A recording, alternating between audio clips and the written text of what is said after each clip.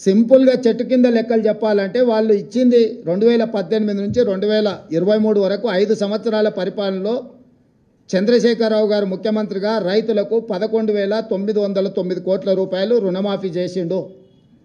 ఆ రుణమాఫీలో వడ్డీ 8,578 కోట్ల రూపాయలు వడ్డీ కింద పోయింది.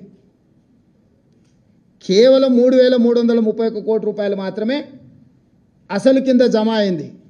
5 సంవత్సరాలలో ఆయన చేసిన రుణమాఫీ 3,331 కోటి రూపాయలు. వారు ఈరోజు సంవత్సరం తిరగకంటే ముందే దాదాపుగా 20,616 కోట్ల రూపాయలు రుణమాఫీ చేసిన మమ్మల్ని తప్పు పట్టాలని, దోషిగా నిలబెట్టాలని ఏదో ఊబలాట పడుతున్నారు. ఇది రైతులు గమనించరా? రైతులకు అర్థం కాదా? ఎందుకంటే రైతు అప్పు తెచ్చుకున్నది, రైతు మిత్తి చెల్లించింది, రైతు రుణమాఫీ జరగక బాధపడ్డది రైతు. ఈరోజు మేము వేసే సొమ్ము రైతుల ఖాతాల్లో ప్రత్యక్షంగా పడుతుంది. కాబట్టి తద్వారా రైతులు ఎంత ఆనందంగా ఉన్నారో ఈ విషయాలను పరిగణలోకి మీడియా మిత్రులు కూడా తీసుకోవాలి. ఇప్పుడు మీరు రైతు బంధు వానాకాలము బకాయి పెట్టి పారిపోతే మీరు పెట్టిన బకాయిని కూడా వస్తానే 7,625 కోట్ల రూపాయలు మేము చెల్లించిన వానాకాలం రైతు బంధు. ఇప్పుడు ఇందులో కూడా మీరు చాలామందికి ₹1,00,000 వరకు ఉన్న రుణాలు మీరు చెల్లించకపోవడంలో, అసలు మిత్తి ఏది చెల్లించకపోవడం వల్ల 20 లక్షల మంది రైతులు దాదాపుగా కొత్తగా తీసుకున్న రుణాలు కాదు, 2018 నుంచి 2023 వరకు మళ్ళీ రెన్యువల్ చేసుకున్నారు ఆ అప్పును వాళ్ళు. ఇవాళ వాటన్నిటినీ మేము చెల్లించాల్సిన పరిస్థితి వచ్చింది. అందుకే మేము 12/12/2018 నుంచి 9/12/2023 వరకు ఆ 5 సంవత్సరాలల్లో బ్యాంకులలో తీసుకున్న అన్ని అప్పులను మేము కట్టినాం. చంద్రశేఖరరావు పరిపాలించిన 5 సంవత్సరాల కాలంలో రైతులు చేసిన అప్పు 12/12/2018 అంటే రెండోసారి చంద్రశేఖరరావు గారు ప్రమాణ స్వీకారం చేసిన రోజు నుంచి చంద్రశేఖరరావు గారు దిగిపోయి మేము ప్రమాణ స్వీకారం చేసి మొదటి రోజు అసెంబ్లీ ప్రారంభించే తారీఖు వరకు దాదాపుగా 5 సంవత్సరాల పూర్తి కాలంలో రైతులకు ఉన్న 2 లక్షల రూపాయల వరకు రుణమాఫీని మేము చేసి రైతుల పట్ల రైతు పక్షపాతిగా మా ప్రభుత్వం ఉన్నదని మేము నిరూపించుకున్నాము. అదే రుణమాఫీ విషయం. రైతు బంధు మీరు వానాకాలం బకాయి పెడితే మేము వచ్చినెంబడే ఆ బకాయి ఇచ్చినాం. ఇప్పుడు నేను మళ్ళీ రైతులకు మాట ఇస్తున్నా, సంక్రాంతి పండుగ తర్వాత రైతు భరోసా మీ ఖాతాలలో వేసేది సోనియమ్మ గ్యారంటీ, ఇందిరమ్మ ప్రభుత్వము.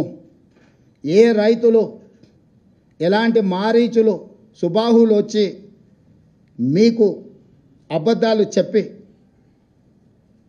ఆనాడు పురాణాలలో విశ్వామిత్రుడు యజ్ఞం చేస్తుంటే రాక్షసులు ముఖ్యంగా మారీచుడు సుబాహులు వచ్చి ఆ యజ్ఞాన్ని భగ్నం చేయాలని ప్రయత్నం చేస్తే రామలక్ష్మణులు ఎట్లయితే కాపలా కాసి విశ్వామిత్రుడు చేపట్టిన యజ్ఞాన్ని సంపూర్ణంగా పూర్తి చేసిండ్రో ఈనాడు కూడా మా ప్రభుత్వము రైతు భరోసా కొనసాగిస్తుంది. సంక్రాంతి పండుగ తర్వాత సోనియా గాంధీ గారి గ్యారెంటీగా నేను చెప్తున్నా, మీ రైతు భరోసా మీ ఖాతాలో పడుతుంది. ఎవరిని నమ్మకండి. ఇట్లాంటి మారీచులు మీ దగ్గరికి మారు వేషంలో వస్తూనే ఉంటారు. ఆనాడు సీతమ్మను ఎమర్చడానికి బంగారు లేడీ రూపంలో వచ్చిన మారీచుడే ఈరోజు మారు వేషంలో మళ్ళీ బీఆర్ఎస్ బీజేపీల రూపంలో మీ దగ్గరకు వస్తారు. ఈ మారీచులను మీరు విశ్వసించకండి. సంక్రాంతి పండుగ తర్వాత మీ రైతు భరోసా మీ ఖాతాలలో పడుతుంది. విధి విధానాలకు సంబంధించి మంత్రివర్గ ఉపసంఘం వేసిన బట్టి విక్రమార్క గారు, పొంగులేటి శ్రీనివాసరెడ్డి గారు, తుమ్మల నాగేశ్వరరావు గారు, ఇతర మంత్రుల చేత మంత్రివర్గ ఉపసంఘాన్ని విధి విధానాలను ఖరారు చేయడానికి వేసినాం. రాబోయే శాసనసభ సమావేశాలలో విధి విధానాల మీద చర్చ పెట్టి ఏ రకంగా కార్యాచరణను తీసుకొని ముందుకు వెళ్దామో నిర్ణయించుకొని డిసెంబర్ నెలలో జరిగే శాసనసభ సమావేశాలలో సభలో చర్చ చేసి విధి విధానాలను ఖరారు చేసి సంక్రాంతి పండుగ తర్వాత మీ రైతు భరోసా మీ ఖాతాలలో వేసే బాధ్యత మా ప్రభుత్వం తీసుకుంటుందని చెప్పి నేను రైతులకు గ్యారంటీ ఇస్తున్నా. రైతు రుణమాఫీ చేస్తామన్నాం, చేసి చూపించినాం. రైతు బంధు చంద్రశేఖరరావు గారు బకాయి పెట్టి పారిపోతే వాటిని కూడా 7,625 కోట్ల రూపాయలు రైతుల ఖాతాలో మేము వేసినాము.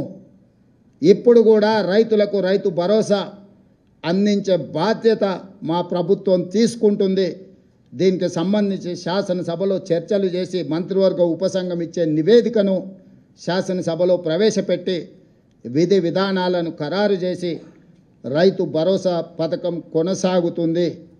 మారీచులను మారువేషంలో వచ్చే వాళ్ళను అది బీఆర్ఎస్ వాళ్ళ బీజేపీ వాళ్ళ చూడకండి, నమ్మకండి, వాళ్ళ మాటలు వినకండి. అదేవిధంగా ఈ సీజన్లో మేము వరి వంగడాల విషయంలో 500 రూపాయల బోనస్ ఇస్తామని చెప్పినాం. చాలా అపోహలు సృష్టించే ప్రయత్నం చేసిండ్రు. ఎవరయ్యా అంటే గతంలో వరేస్తే ఉరేసుకున్నట్టే కొనుగోలు కేంద్రాలే ఉండవు, కొనుగోలు కేంద్రాలు ఎత్తేసినాము, ఎవరు పండించుకుంటే వాళ్ళ కర్మ అని చంద్రశేఖరరావు గారు ముఖ్యమంత్రిగా అధికారికంగా వారే మాట్లాడి చెప్పారు. ఒకటి కొనుగోలు కేంద్రాలు మూసేస్తున్నాం, కేంద్రం కొనడం లేదు కాబట్టి మేము కూడా కొనడం లేదని బాధ్యత కలిగిన ఆనాటి ముఖ్యమంత్రి గారే మాట్లాడినరు. ఆ తర్వాత ఇంకా ఒక అడుగు ముందుకేసి ఒరేసుకుంటే ఉరేసుకున్నట్టే అది మీ కర్మ అని చంద్రశేఖరరావు గారు మాట్లాడినరు. ఒరేసుకుంటే ఉరేసుకుంటు అనే పరిస్థితి నుంచి వరి వేసుకోండి, కనీసం మద్దతు ధర ఇచ్చి కొంటమనే కాకుండా సన్నాలు పండించండి, 500 రూపాయల బోనస్ ఇస్తామని చెప్పి ఈ రోజుకి 31 లక్షల మెట్రిక్ టన్నుల వరి ధాన్యాన్ని మా ప్రభుత్వం సేకరించింది. 500 రూపాయల బోనస్ కొనసాగుతుంది. ఒక్కసారి ఇచ్చి వదిలేయదు కాంగ్రెస్ పార్టీ. కాంగ్రెస్ పార్టీ ఆనాడు ఉచిత కరెంటు ఇస్తామన్నాం, ఎవరొచ్చినా ఇవ్వక తప్పని పరిస్థితి సృష్టించినము. ఈనాడు సన్నాలు పండించిన వాళ్ళకి 500 రూపాయలు బోనస్ ఇస్తామన్నాం, వానాకాలం ఇచ్చినాం. రేపు వచ్చే సీజన్కు కూడా 500 రూపాయల బోనస్ కొనసాగుతుంది.